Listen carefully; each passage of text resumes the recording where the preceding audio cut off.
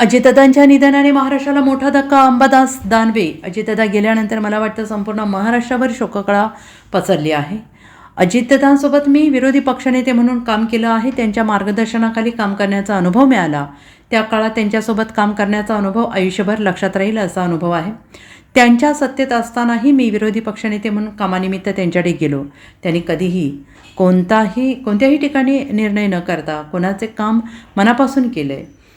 अजितदादांच्या जाण्याने महाराष्ट्राला मोठं नुकसान झालेलं आहे. स्पष्टपणे बोलणारे नेता आज आपल्यातून निघून गेलेले आहेत. इतरांसारखे गोडगोड बोलत राहण्याऐवजी दादांनी नेहमी स्पष्ट भूमिका मांडली. मी आणि माझ्या कुटुंबातर्फे भावपूर्ण श्रद्धांजली. अजितदादा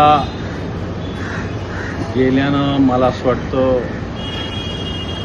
संपूर्ण महाराष्ट्रावर शोककळा आहे.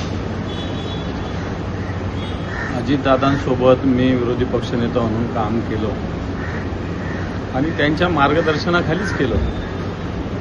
म्हणतो त्या काळात त्यांच्यासोबत काम करण्याचा जो अनुभव आला तो आयुष्यभर लक्षात राहील असा अनुभव आहे.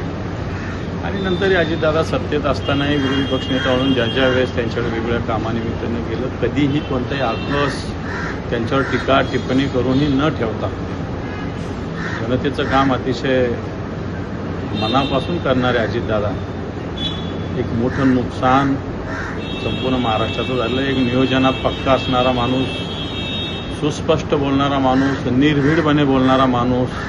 नाहीतर राजकारणामध्ये बरेच लोक गोड गोड गोड गोड आणि गोल गोल गोल गोल बोलत असतात.